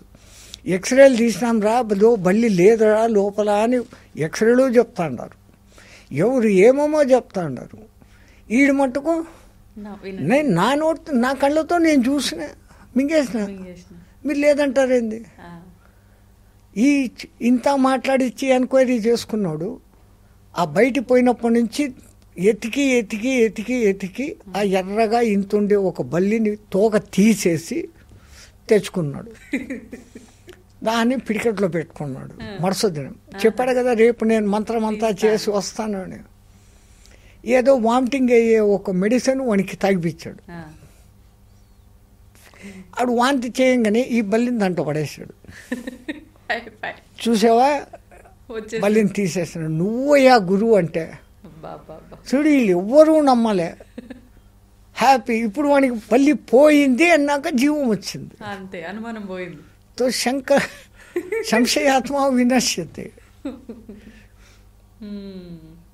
అంటే పెద్దవాళ్ళు ఏ సామెత చెప్పినా కూడా దాని వెనకాల వాళ్ళ జీవిత అనుభవం, జీవితాలు 7-8 జనరేషన్లుగా ఇది ఇట్లే జరుగుతుంది, ఇది ఇక్కడనే వస్తుంది అని చూసి ఆయా గుళ్ళల్లో సూర్యుడు లోపల కిరణాలు పడుతున్నారు అంటే అక్కడ గర్భగుడిలో ఆ విగ్రహం అక్కడ పెడితే సరిపోతుంది అని దాని చుట్టూ గుడి కట్టారు.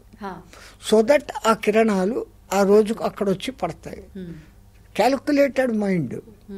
ఈ గ్రహణాలు ఎప్పుడు వస్తున్నాయి అనేది వాళ్ళు మరి ఎట్లా చెప్పారు? ఏ టెలిస్కోప్లు చూడకుండా దానికి ఒక కథ అల్లి చెప్పారు. రాహుకేతువులు అనేసి అమృతపానం చేస్తుంటే నరికారు, అందుకని వాళ్ళు వచ్చి పడతారు. ఇది కథగా చెప్పారు. అసలేంటి బాబాజీ వాస్తవం? కానీ ఈ ఛాయ సూర్యుడికి చంద్రుడికి మధ్యలో భూమి అడ్డం వచ్చినప్పుడు అది పౌర్ణమి రోజు మాత్రమే మీకు చంద్రగ్రహణం వస్తుంది. అట్లాగనే భూమికి సూర్యుడికి మధ్య చంద్రుడు వచ్చినప్పుడు సూర్యగ్రహణం వస్తుంది. అది సైంటిఫికల్. దీన్ని వాళ్ళు కనిపెట్టి ఒక కథగా రాహుకేతువులు అనే ఒక కథగా, రాహు పట్టాడు కేతువు పట్టాడు అనేసి ఒక కథగా పెట్టి ఆ రోజుల్లో ఈ పని చేయండి ఈ పని చేయకూడదు అని జాగ్రత్తలు చెప్పి చేశారు. ఎందుకంటే చంద్రుడి నుంచి మనకు కొన్ని వేవ్స్ వస్తున్నాయి. ఆటుపోట్లు, సముద్రపు ఆటుపోట్లు కారణం చంద్రుడే. అదే కనిపెట్టే మన పూర్వీకులు మానసో చంద్రోజాయత, మనస్సు చంద్రుడికి ప్రభావం చూపిస్తుంది. ఈ హత్యలు మానభంగాలు చేస్తున్న నేరస్తుల హిస్టరీ చూస్తే ఆ నేరాలు జరిగిన డేట్స్ ఎక్కువగా పౌర్ణమి, అమావాస్య. పౌర్ణమికి ఒక రోజు ముందు, పౌర్ణమి తర్వాత 3 రోజులు, అమావాస్యకి ముందు, అమావాస్యకి ఉస్కే బాద్ కా దిన్ తర్వాతి రోజు. అంటే అటు 3 ఇటు 3 రోజులు నేరాలు, ఘోరాలు అన్నీ, దొంగతనాలు, మానభంగాలు, హత్యలు అన్నీ కొన్ని వేల మంది ఆ దొంగల చరిత్ర అసలు ఏ రోజు జరిగింది అని క్యాలిక్యులేట్ చేసి చూస్తే ఈ 3 రోజుల్లో. సో చంద్రుడు ప్రభావం చూపిస్తున్నాడు అనేదానికి ఇది ఒక తార్కాణం. అట్లాగనే సూర్యుడి నుంచి మీకు అది బ్లాక్ స్పాట్స్ అనేసి సూర్యుడిలో ఉన్నప్పుడు 11 ఏళ్లకు ఒక్కసారి మన కమ్యూనికేషన్లన్నీ దెబ్బతింటండి. 150 కోట్ల కిలోమీటర్ 15 కోట్ల కిలోమీటర్ల దూరంలో ఉన్న సూర్యుడు ఆయన వేడి మనకి ఈ కరెక్ట్ పర్టికులర్ ఏరియాలో మనం ఉండబట్టి మనకి ఇది జరుగుతుంది. అది ప్రభావం ఉన్నట్లా లేనట్లా ఆయన నుంచి వస్తున్న కిరణాలే చంద్రుని మీద పడి రిఫ్లెక్ట్ అయ్యి రాత్రిపూట ఔషధాలకు మొక్కలకు శక్తిని ఇస్తాండి. ఇప్పుడు ఆ ప్రభావితం మన పైన ఏ విధంగా అయినా చూపిస్తుంది, కానీ ఆ సమయంలోనే మనం ఆహారం తీసుకోకూడదు అని, బయట తిరగకూడదు అని, అంటే మనం బయట తిరగకపోయినంత మాత్రం, ఎందుకంటే ఆ 15-20 నిమిషాల టయానికి ముందు నుంచే గ్రహపు ఛాయ అనేది మొదలవుతుంది. పట్టు విడుపు అంటారు. ఆ పట్టు స్నానము విడుపు స్నానము చేయమంటారు. అది ఏమిటో నైటే సామాన్యంగా గ్రహణాలు నైటే వస్తాయి, చంద్రగ్రహణాలు. సూర్యగ్రహణాలు పొగలే వస్తాయి. ఆ పట్టినప్పుడు శరీరం స్నానం చేస్తే యాక్టివ్గా ఉంటాం, నిద్ర పట్టదు. ఆ 3-4 గంటలు నిద్రపోకుండా ఆ తర్వాత విడుపు స్నానము అంటారు. అది చేసినాక మళ్ళీ నిద్ర పట్టదు, తెల్లారిపోతుంది. ఒక్క రాత్రన్నా నువ్వు జాగరణ చేసావు. అప్పుడు పెద్దవాళ్ళు ఏం చెప్తారు, ఆ శ్లోకం చదువు, ఈ మంత్రం చదువు అని ఏదో ఒకటి చెప్తారు. అది చేసుకుంటూ ఉంటాం. ప్యూరిఫికేషన్ అనేది జరుగుతుంది. మన భావనలు మేలుకొని ఉన్నా కానీ, మేలుకొని ఉంటే మనిషి బుద్ధి ఏంటి, ఏదో ఒకటి ఆలోచన చేస్తుంటాడు. Whether it is negative or positive, something అవసరము అనవసరము ఏదో ఒకటి చేస్తుంటాడు. వానికి ఈ పని ఈ భయం పెట్టి నువ్వు అప్పుడు ఈ మంత్రమే చదువు అంటే his concentration is only on that mantra. వాడు he will not get other thoughts. అట్లన్నా వాడిని ఒక్క దినం ఈ వీల్ నుంచి రాత్రి మేలుకోబెట్టి పెడతాం. ఎప్పుడూ నిద్రపోవడమే కాదు, ఎప్పుడూ భోంచేయడమే కాదు, అప్పుడప్పుడు ఉపవాసాలు ఉండటము, అప్పుడప్పుడు జాగారం ఉండడము శరీరానికి మంచిది అని వాళ్ళు కనిపెట్టి, మీరు ఈ శివరాత్రులు అది వస్తాయి కదా, మాస శివరాత్రి, ప్రతి నెల ఒక్కరోజు మేలుకో. ఏకాదశిలు 2 వస్తాయి, 2 రోజులు ఉపవాసం ఉండు. నిజంగా వీటిని పాలించిన వాడు ఎంత ఆరోగ్యంగా ఉంటాడు. ఏకాదశి అంతా తినకుండా మరుసదినం 12 గంటలకు అంటే 36 అవర్స్. అదే ఒక Japan scientist 36 hours fasting benefits అనేసి ఒక బుక్ రాస్తే వానికి నోబెల్ బహుమతి వచ్చింది. అది నమ్ముతున్నారు కూడా, అంటే టెక్నాలజీని నమ్ముతున్నారు. శంఖం నుంచి పోస్తే తీర్థం మనం చెప్తే కాదుగా. వాడు చెప్తే ఇంగ్లీష్ వాడు చెప్తే ఓకే, మనం చెప్తే లేదు. నేను మీకు ఇంతకు ముందు కూడా చెప్పాను, మన పూర్వీకులు భోజనానంతరం శతపథం గచ్చేయత్ అంటారు. భోజనం చేసినాక 100 అడుగులు నడువురా నాయనా అని. మనం 100 అడుగులు ఏడ నడుస్తున్నాం, తింటాం, కూర్చుంటాం. అదే ఇంగ్లీష్ వాడు వాక్ ఏ మైల్ ఆఫ్టర్ డిన్నర్ అంటే మటు ఖచ్చితంగా మైల్ దూరం పరిగెత్తు. అంటే వాళ్ళ మీద ద్వేషంతో కాదు, మన దాన్ని మనం నమ్మకుండా పోతున్నామే. మనకున్నంత విజ్ఞానము ఎక్కడా లేదు. ఏది చేసినా మన దాంట్లోంచి వాళ్ళు కాపీ కొట్టుకొని వచ్చి వాళ్ళు ఈ పొద్దు పెద్ద ఫేమస్ అయిపోతాడు. కనుక్కున్న మాత్రలు మందులు అన్నీ ఎక్కడి నుంచి, మూలికల నుంచే. ముందు మనదంతా మూలిక వైద్యము, ఆయుర్వేద వైద్యము. ఆయుర్వేదము అని దానికి పేరే పెట్టినారు. నీ ఆయుష్ను వృద్ధి చేసుకోవడం ఎలా, వేదం అంటే తెలుసుకోవడం. ఇలా ఉండు, ఇలా చెయ్యి అని చెప్పేది వేదం. ఆయు గురించి చెప్పేది ఆయుర్వేదం. ఎప్పుడొచ్చినా ఈ ఇంగ్లీష్ మంత్రులు, కొయినా మాత్రలు, కొయినా ఆకులు జబ్బు వస్తే ఆ వేడి నీళ్ళలో వాటిని కేవలం కషాయం చేసి తాగేస్తున్నాం, జ్వరాలు పోతూ ఉన్నాయి. ఇప్పుడు దాంట్లో నుంచి మీరు యాస్పిరిన్, డెస్పిరిన్, సిపిరిన్, ఆపిన్, మైసిన్, అన్ని సిన్ను, ఆ మాత్రల పేర్లు కూడా టెట్రామైసిన్, టెర్రామైసిన్, మైసిన్. మా పాపాన్ని మేమే మింగుతాండా అని మింగుతాండాం. బాబాజీ, ఇప్పుడు మీరే అన్నారు, అంటే ప్రతి ఒక్కరు, యువత ఒక్కరే కాదు, ప్రతి ఒక్కరు కూడా టెక్నాలజీనే ఎక్కువగా నమ్ముతున్నారు. టెక్నాలజీ ఏదైతే ప్రూవ్ చేసిందో అదే వాస్తవం అనే ధోరణిలోనే వెళ్ళిపోతున్నారు. ఈ టెక్నాలజీకి మూలం ఎక్కడో మీరు పండి. టెక్నాలజీ ఎక్కడి నుంచి మొదలైంది? అంత లోతుగా మేము ఆలోచించట్లేదు. ఇప్పుడు విమానం ఎగురుతుంది, పక్షిని చూశాడు, ఏమో కట్టుకున్నాడు, ఎగిరాడు, నా చేత కాదురా అనుకున్నాడు, దానికి ఒక యంత్రాన్ని సాధించాడు. అంటే మనిషిలో మళ్ళీ ఈ పట్టుదల ఉంది. అది మన జీన్స్లోనే ఉంది. కనుక్కున్నాడు, అది కనిపెట్టాడు. వేగంగా పోయేదానికి ఎడ్ల బండి కారణంలో ఏదేదో బండ్లు వచ్చాయి, స్టీమ్ ఇంజన్లు వచ్చాయి. ఒకటి కనిపెడితే దాన్ని ఇంకా హయ్యర్గా లెవెల్కు డెవలప్ చేస్తారు. ఆ ఒక్క ప్లేన్ కనిపెట్టిన దగ్గర నుంచి ఇప్పటికి రాకెట్ల వరకు తయారైనాయి.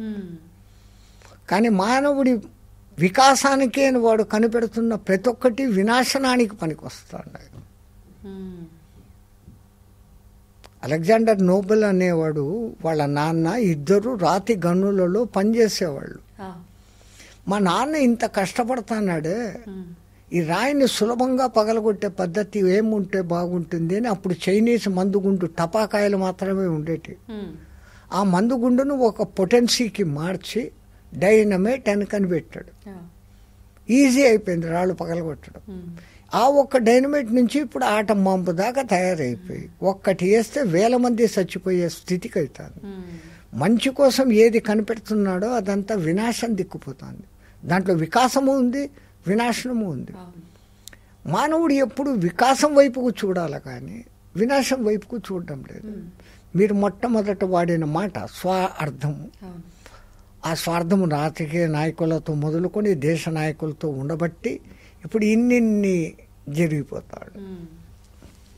రాకుండా ఉండాలి అంటే ఆ స్వార్థం, మానవత్వం నీలో వెళ్ళి విరియాలి. నువ్వు మానవుడిగా ఉండేకి ట్రై చేయి, దానవుడిగా ఉండేకి ట్రై చేయకు. మాధవుడిగా ఉండే కాకపోయినా పర్వాలే, కనీసం మానవుడిగా ఉండు. విలువలతో కూడిన దానవుడిగా ఉండమాక. మానవుడు ఎట్లా ఉండాలా ఏమి అనేది వాళ్ళ సొసైటీస్లో కొన్ని నియమాలు పద్ధతులు ఉన్నాయి. అవి పాటించు, ఆటోమేటిక్గా బాగుంటాం. నేను ఒక్కనే బాగు కాదు, అందరూ బాగుంటే ఆటోమేటిక్గా నేను బాగుంటానని ఎప్పుడు మానవుడు తెలుసుకుంటాడో సమస్యలు ఉండవు. ఎంతసేపు నేను నాది అంటున్నాడు, మనము అనడం లేదు. ఆ మనము అన్న భావన మన సనాతన ధర్మంలో ఉంది. దాన్ని అందరికీ చేరవేయడానికి ప్రయత్నం చేయాలి. అంతే. సంతోషం బాబాజీ, చాలా మంచి విషయాలు తెలియజేశారు. ఆఖరణ నిజంగా మీరు చెప్పిన మాట అద్భుతం. ప్రతి ఒక్కరూ ఆ ధోరణిలో ఉండాలి. మంతా మా గురు కటాక్షం తల్లి. జయ Srimannarayana. And don't forget to subscribe to iDream. And for more videos, please subscribe to iDream. Please subscribe to iDream. Please subscribe iDream. And please subscribe to iDream. For more videos, subscribe to iDream. please like, share and subscribe to the channel. Congratulations, iDream. Subscribe to iDream. Subscribe to iDream. So subscribe to iDream Media. iDream ki iDream team andarki huge congratulations. Please subscribe iDream Media. Please subscribe to iDream. Subscribe iDream. Please subscribe to iDream. iDream అంటే నా కళల channel subscribe చేసుకున్న నోరు తిరుగుతలేదు, మీరైతే గంట గుర్తు కొట్టండి. For more such videos, please subscribe to iDream.